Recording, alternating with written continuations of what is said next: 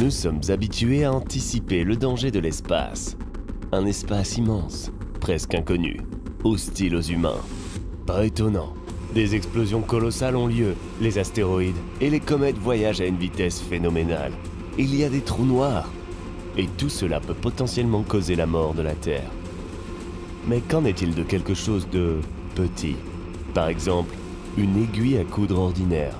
Que se passe-t-il si elle se retrouve dans l'espace, accélère à la vitesse de la lumière et s'écrase sur notre planète?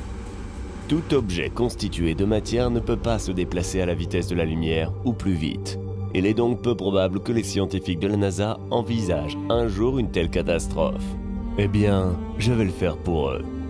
Aujourd'hui, vous verrez à quel point de si petites choses peuvent être dangereuses si elles sont correctement accélérées. Et en même temps, vous apprendrez un autre scénario étrange de fin du monde. Notre planète est constamment bombardée par divers corps cosmiques. Nous ne remarquons même pas la plupart d'entre eux. Ils se consument simplement dans l'atmosphère. Parfois, les corps célestes parviennent à atteindre la zone de visibilité et font même un peu de bruit. Prenez par exemple le météore de Chelyabinsk ou l'astéroïde qui a provoqué l'extinction des dinosaures. Mais le fait est que tous ces corps célestes se déplacent très lentement. Bien sûr, compte tenu de l'échelle de l'univers. Par exemple, le météore de Chelyabinsk se déplaçait à une vitesse de 60 à 69 000 km/h, 37 à 43 000 miles par heure. Imaginez maintenant qu'un jour les scientifiques annoncent la terrible nouvelle. Un objet inconnu s'approche de la Terre à la vitesse de la lumière. Il est très petit, de la taille d'une aiguille, ou même d'un grain de sable. Si à ce stade vous avez eu le temps de penser qu'il n'y a pas lieu de s'inquiéter, c'est faux. Ce qui semble ridicule à première vue représente un grave danger pour notre planète. Les conséquences seraient terribles. C'est une question de vitesse. Prenons l'exemple d'une voiture. Si elle se déplace à une vitesse d'environ 50 km/h, 31 miles par heure, et qu'elle heurte une personne, celle-ci survivra. Si vous accélérez la voiture jusqu'à 65 km/h, 40 miles par heure, la collision peut entraîner la mort ou des blessures graves. La vitesse de la lumière est de presque 300 000 km par seconde, 186 000 miles par seconde. C'est très rapide. Dans la nature, la lumière visible et les autres types de rayonnement électromagnétique voyagent à la vitesse de la lumière, et aussi peut-être les ondes gravitationnelles. Les scientifiques pensent que les particules massives ne peuvent pas se déplacer à la vitesse de la lumière, elles peuvent seulement s'en approcher. Par exemple, les protons sont accélérés à une vitesse proche de celle de la lumière dans le grand collisionneur de Hadron. Mais disons qu'une sorte de défaillance est produite dans l'univers, ou peut-être que les scientifiques ont tout simplement mal calculé. Alors une aiguille s'approche de la Terre à la vitesse de la lumière, ou un grain de sable, en général quelque chose de très petit. La longueur de la plus simple des aiguilles à coudre est d'environ 35 mm, 1,4 de pouce. La taille d'un gros grain de sable peut atteindre 5 mm, 19 centièmes de pouce. À titre de comparaison, le même météore de Chelyabinsk avait un diamètre d'environ 20 mètres, 66 pieds. La différence est énorme. Mais dans ce cas, la taille n'a pas d'importance.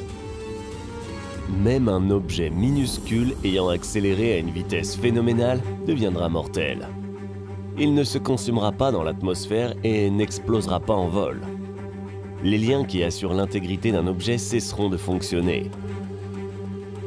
Un grain de sable ou une aiguille deviendra simplement un tas d'atomes traversant l'air. Mais le véritable danger est l'énergie cinétique.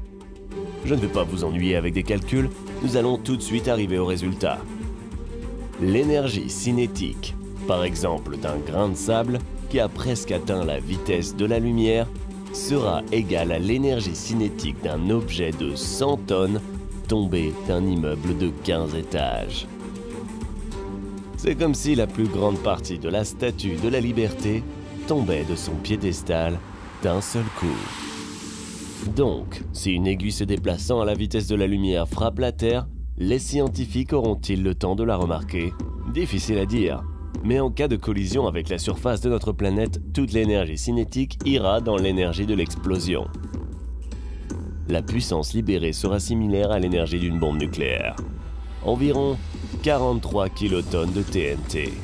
C'est beaucoup. La bombe Fat Man, larguée sur Nagasaki, avait une capacité d'environ 21 kilotonnes. Il suffit de comparer les deux, une aiguille ordinaire et une bombe nucléaire qui a détruit une ville entière. Afin de comprendre le type de destruction qu'une telle collision peut provoquer, vous devez choisir une ville, par exemple New York. Où une aiguille se déplaçant à la vitesse de la lumière pourrait-elle frapper, si ce n'est à Manhattan? Les invasions extraterrestres du cinéma se déroulent ici. Si une bombe atomique de la même puissance était larguée, ici, la majeure partie de Manhattan et de ses environs serait détruite. Même à une distance de 4 km, 2 miles et demi, les fenêtres des bâtiments se briseraient.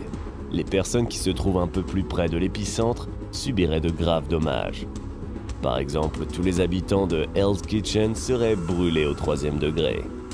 Central Park serait presque entièrement brûlé. Les personnes qui se trouvent à moins d'1,5 km, moins d'1 mile, de l'endroit où tombe la bombe sont susceptibles de mourir dans le mois qui suit.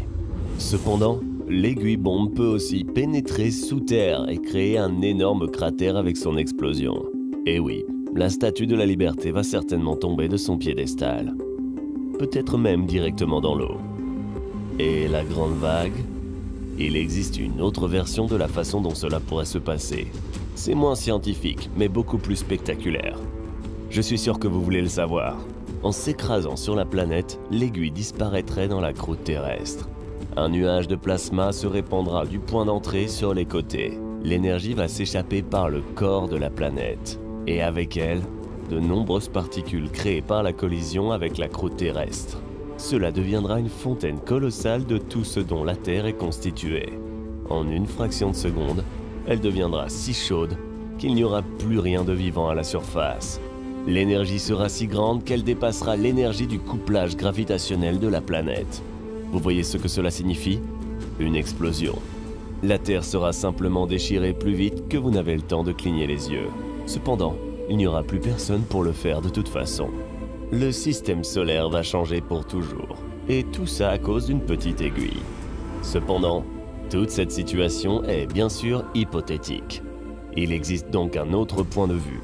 Certains physiciens pensent qu'en raison d'une trop grande énergie cinétique et d'une énorme inertie, l'aiguille va simplement transpercer la Terre. Et cela se produira si rapidement que personne ne le remarquera. L'aiguille ressortira de l'autre côté de la planète et continuera son vol. Peut-être qu'en raison de l'interaction avec le manteau et la croûte terrestre, des tremblements de terre se produiront, mais il est peu probable qu'ils soient forts. En fin de compte, l'humanité survivra facilement, quoi qu'il arrive. Mais que se passerait-il si l'aiguille ne frappe pas le sol, ou même l'eau, mais une personne? La probabilité de cette éventualité est assez faible, mais elle existe tout de même. Il semblerait que ce soit comme la Statue de la Liberté qui vous tombe sur la tête.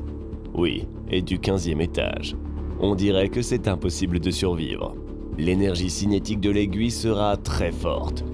Si votre corps l'absorbe complètement, elle va tout simplement exploser. Mais la physique est une chose délicate. En raison de sa haute énergie et de sa petite taille, l'aiguille, en contact avec la peau, commencera immédiatement à détruire toutes les liaisons entre les cellules. Dans ce cas, le reste du corps ne sentira presque rien. L'objet va simplement se déplacer dans le corps, dissipant un peu de son énergie en frottant et augmentant légèrement votre température. En conséquence, l'aiguille sera capable de faire un trou presque parfait dans votre corps. Pas un seul organe vital n'est affecté. Pas sérieusement en tout cas. Et la plaie est susceptible d'être cautérisée. Je vais essayer de résumer. Cela a-t-il un sens de craindre les aiguilles qui voyagent à la vitesse de la lumière? Je pense que chacun décidera pour lui-même.